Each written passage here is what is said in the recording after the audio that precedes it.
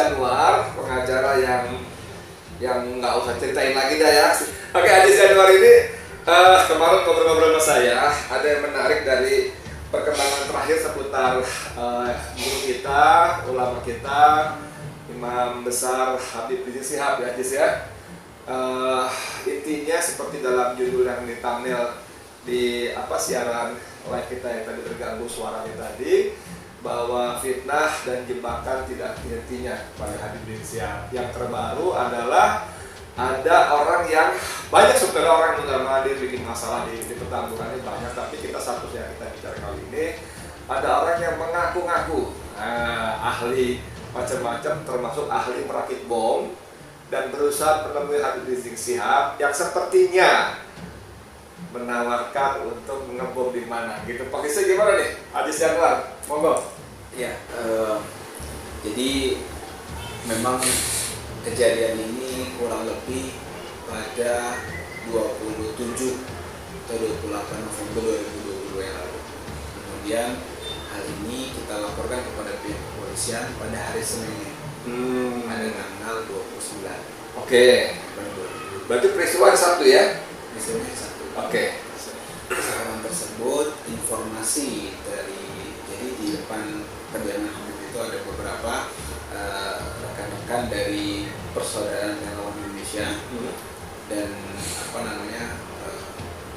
Badan Anti Teroris dan Komunis, saya juang dari Front Persaudaraan. Batik, singkatannya Batik ya. Nah itu kemudian pada suatu kesempatan siang atau sore hari itu ini yang memang kita sudah laporkan ini, kejadian ini, orang tersebut itu datang ke Petamburan, ke kediaman Habib, kemudian cerita mau ketemu Habib, memberi informasi dan juga mengatakan dia pernah lama tinggal di luar negeri, kemudian mempunyai beberapa atau banyak keahlian, antara lain soal teknologi, IT IT dan juga soal spesifikasi atau teknis peledakan atau bom. Nah, kemudian bahkan untuk menawarkan kalau mau bom di mana seperti itu.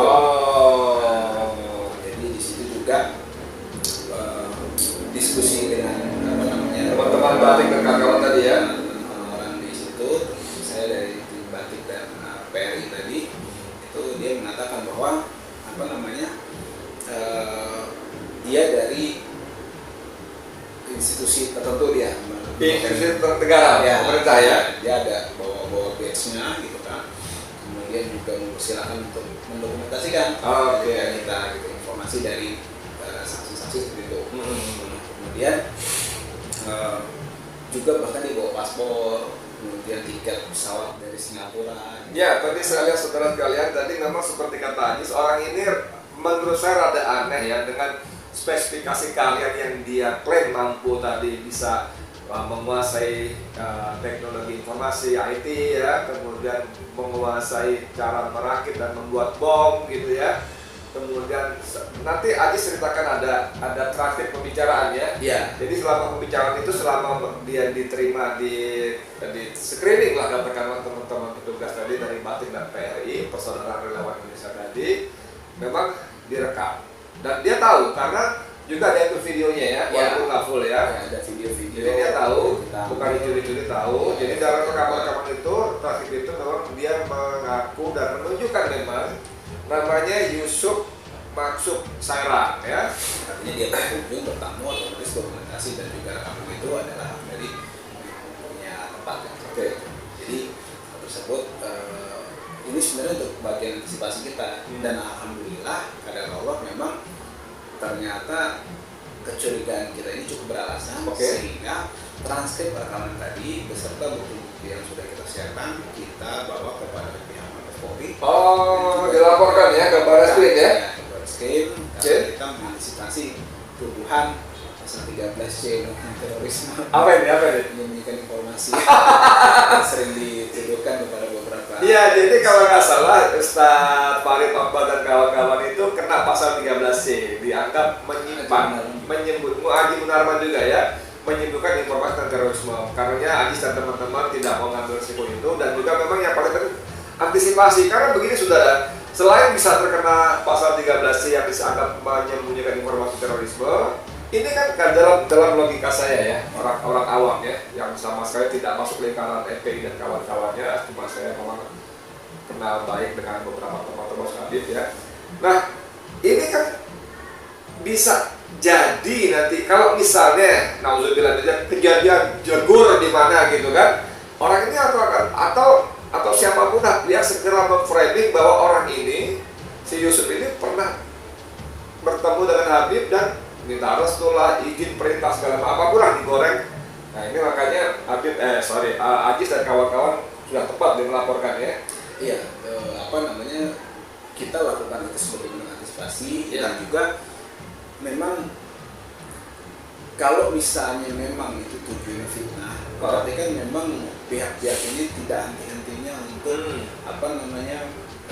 bermain di area-area fitnah dan juga area-area tuduhan keji terhadap siapapun anak bangsa di Republik ini. Sebenarnya ini Habib Rizik Syihab seperti itu. Dan artinya kalau lagi-lagi orang-orang ini apalagi nauzubillah misalnya kalau memang dari bukan masyarakat biasa, makanya itu tentu saja membuktikan bahwa mereka masih berpikir jahat terhadap Habib Rizik Syihab seperti itu kan. Nah hal ini menurut saya sangat keliru dan di sini saya mengimbau untuk menyudahi hal tersebut karena memang ini tidak akan membawa manfaat apapun. Karena yang disampaikan Habib ini bukan semata-mata karena kebencian, bukan sedikit pun karena kebencian juga, tapi ini semata-mata tidak lain tidak bukan karena bentuk kecintaan beliau terhadap masyarakat, bangsa dan negara. Beliau juga mengkritisi ini berbagai kebijakan itu terkait dengan bukan pribadi, tapi jadi bukan kepribadinya, bukan personalnya ya, jadi tidak ada kebencian tapi kritik masukan kepada pejabat publik. Nah yang perilakunya apalagi peraturan perundangan yang dibuat dilahirkan itu akan sangat berpengaruh kepada masyarakat, kepada rakyat. Oke, balik ke Yusuf Maksum Sairang tadi. Yes, waktu ditanya teman-teman waktu ngobrol panjang lebar itu, ada nggak gejala-gejala kayak orang-orang yang kerasukan ODGJ gitu lah ya? Ngomongin kacau, ngatur atau bagaimana nih? Enggak sih, kalau kita mendengar dari Klasiknya, rekamannya, kemudian kita baca juga transkripnya dari rekaman tersebut, kita mendengar dan menyimak bahwa memang ini terlihat yang pertama dia menguasai apa yang dia katakan. Kemudian cukup meyakinkan kan jadinya. Selanjutnya adalah dia ini terlalu terburu-buru untuk membuat kita yakin supaya yang memang dia tuju ini tercapai gitu. Yang itu tadi ketemu dengan Habib. Dan juga setelah bertemu dengan Habib ada dugaan memang akan ada hal-hal yang kita tidak inginkan, itu yang kita khawatirkan. Nah itu makanya kita antisipasi dengan tidak sembarang bisa bertemu dengan Habib. Kalau misalnya bukan yang terjadwal, kemudian juga diperiksa juga gitu, pembicaraan juga kita simak dengan baik supaya nanti tidak ada hal-hal yang memang kita tidak inginkan terkait dengan proses pembebasan bersyarat yang masih dijalani oleh Habib Rizik. Sekarang nggak bisa bayangkan nggak kalau misalnya terjadi pertemuan dengan Habib Rizik Syihab, terjadi pertemuan, lalu kita ngobrol begini ya, Habib orang ini ngobrol, lalu tak gimana ceritanya ada foto. Lalu gimana ceritanya foto itu beredar secara luas, viral di Yusuf Maksum Sairang bertemu dan ngobrol dengan Habib Rizik Syihab ya. Dan tidak lama kemudian terjadi jeger gitu, bom meledak beneran, entah dia, entah siapa segala macam. Kan bisa langsung dengan oh iya Habib itu memang teroris, pelakunya aja udah menghadap Habib sebelum melakukan pengeboman kan begitu kurang lebih ya. Jahat betul kalau gitu ya. Ya itu makanya yang kita antisipasi. Jadi kita minta maaf juga sama masyarakat luas bahwa memang jadwal pertama kepada Habib ini kita perketat karena kita mengantisipasi hal ini gitu. Tapi sekali lagi ini adalah untuk antisipasi kita supaya orang-orang yang berniaga terhadap masyarakat termasuk dalam ini para Habib Rizik tidak bisa sesukanya sehingga memang niat-niat jahat mereka tidak bisa kita temui. Oke. Tadi Aji cerita peristiwa tanggal 27 November ini sudah dilaporkan ke Mabes Polri, ke Barreskrim, ya. Lalu gimana respon petugas di sana waktu dilaporkan? Ya itu kan pengaduan masyarakat. Oke. Yang jelas kita ada tanda terimanya juga. Oke. Sudah dikirimkan. Ya. Sebelumnya dan sesudahnya memang ada beberapa kejadian-kejadian di Petamburan ini, ada beberapa orang, ada yang nabi mandi, agak inilah kecewa gitu mungkin, terus mau cerita panjang lebar soal kondisi dunia lah gitu. Kemudian ada Tapi nggak ketemu Habib kan? enggak, kemudian ada yang bolak-balik memfoto, Ambil gambar ya? ambil video ke kediaman Habib, kita tegur. Kemudian juga ada yang bolak-balik ngambil video, ngambil gambar, mengaku dari institusi tertentu, tapi setelah kita tanya, kartu anggotanya nggak bawa, gitu kan. Tapi lagi-lagi kita nggak bersikap arogan, kasar dan juga main fisik enggak, gitu. Kita instruksikan pada teman-teman untuk baik-baik kepada mereka, gitu kan, dan juga sikapi menghormati tamu tetap seperti itu. Kemudian itu baru yang di Tamburan. Kurang lebih ada 4 atau 5 kejadian. Yang disentuh juga ada. Kadang Habib tidak ada atau ada ini motor mondar mandir ngambil video, ngambil foto, terus boncengan, terus kadang 1 motor, kadang 2 motor gitu kan. Kemudian ada juga pakai kendaraan roda 4. Bahkan udah saya ceritakan kemana nama sempat agak arogan, lebih galak dia gitu kan. Nah, kemudian ada juga awal-awal CCTV dipasang di depan gerbang Habib, ada pohon ditaruh di situ, colokannya kemudian nyolok ke listrik masyarakat warga sekitar gitu kan. Dan akhirnya lagi-lagi luar biasa barang tersebut kita copot, tapi sebelumnya kita tanya dulu ke warga siapa yang suruh gitu kan. Warga itu menjawab dari pihak tertentu lah gitu kan, masang. Kemudian juga institusi nggak? Iya gitu. Kemudian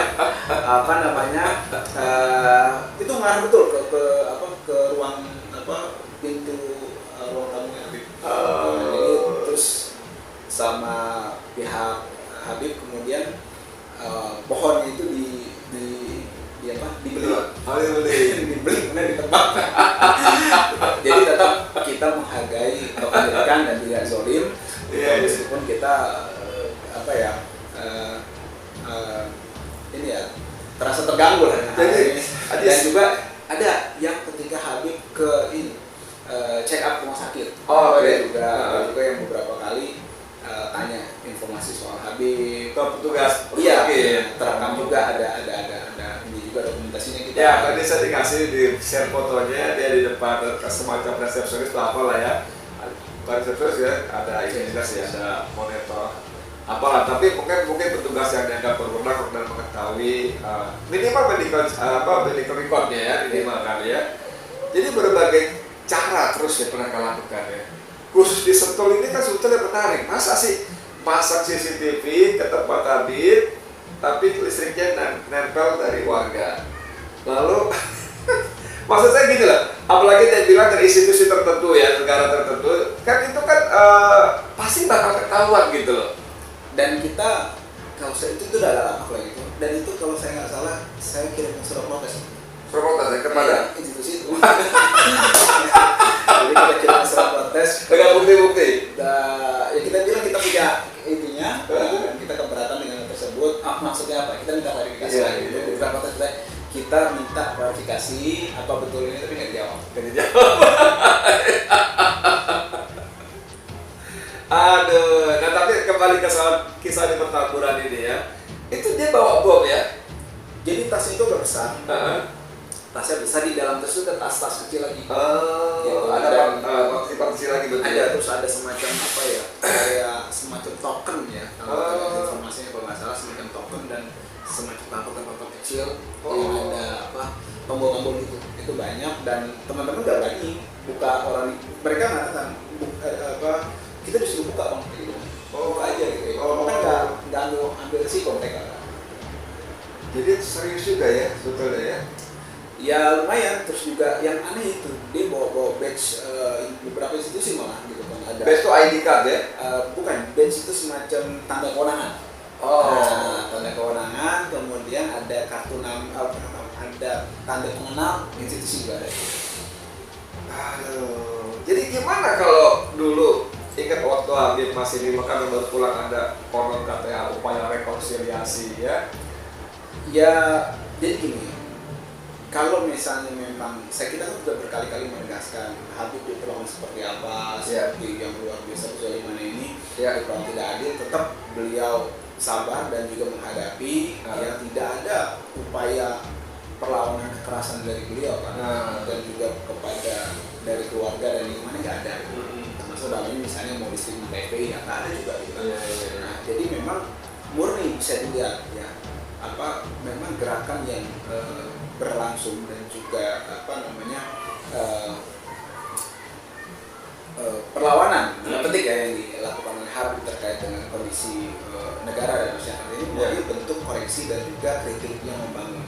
Gitu kan artinya memang kalau ini dipandang secara jernih harusnya hal-hal ini nggak terjadi gitu.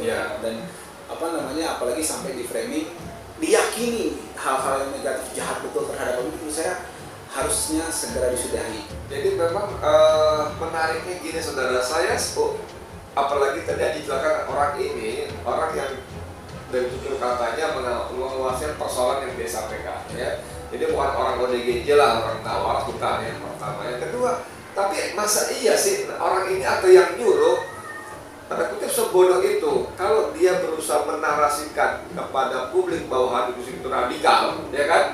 Radikal, bahkan teroris karena menyetujui bom dan sebagainya, ini kan salah alamat banget ya. Pertama begitu Habib pulang dari Mekah, yang digaungkan pertama revolusi akhlak. Nah, kita tahu selama ini revolusi itu identik dengan berdarah-darah, korban, kacau segala macam. Tapi ini revolusi akhlak yang digaungkan kan. Itu pun orang udah jadi kemanasan kan mereka. Kemudian dalam narasi pidato-pidato rapat-rapat juga tidak ada yang angkat senjata, bawa begini, nggak ada kan gitu loh. Ya makanya tadi saya katakan kalau terkait dengan revolusi memang perubahan yang seketika. Apa yang direvolusi? Akhlaknya. Artinya orang yang jahat jadi baik, pembohong jadi jujur, yang zalim jadi adil. Itu kan berubah seketika gitu kan. Lawannya apa? Pelan-pelan evolusi kan. Nggak bisa kalau evolusi kelamaan. Kenapa? Terus saya kasih dasarnya. Makanya yang kami katakan revolusi akhlak kan begitu. Jadi menurut saya hal ini cukup membangun dan sangat menarik gitu kan. Menurut saya harus segera disudahi ya kriminalisasi atau tuduhan atau kampanye buruk terhadap Habib Rizik dan juga tadi framing meyakini kejahatan betul yang dilakukan oleh Habib itu terkait dengan bom apa tadi menurut saya harus disudahi juga, harus dilihat secara jernih dan waras serta akal sehat. Oke, jadi sepanjang obrolan ini sebetulnya obrolan ulangan kurang lebih sama. Tadi seorang lagi kita beberapa waktu lalu belum lama itu kita siaran live streaming, cuman karena kendala teknis gimana nggak kalau saya kita ulang lagi. Tapi sepanjang obrolan ini Ajis sama sekali tidak menuduh memojokkan kelompok atau pihak tertentu ya, bahwa dia beberapa sampaikan si Anu mengaku dari ini dari itu kan dia hanya menyebutkan saja, tidak bahkan dari PT ABC gitu misalnya XYZ kan enggak kan gitu kan. Tapi kira-kira kita bisa paham lah ya sebagai rakyat bahwa kita bisa paham bahwa yang bisa melakukan hal seperti ini adalah kekuasaan. Penguasa ya. Kita kalau lu jangan duduk sembarangan, udahlah kita sama-sama tahu lah ya itu penguasa dan seperti Adi tadi bilang ketika please cukup, mari kita sama-sama arahkan konsentrasi kita, energi kita, sumber dana, daya kita untuk memperbaiki negara bersama-sama. Gitu ya.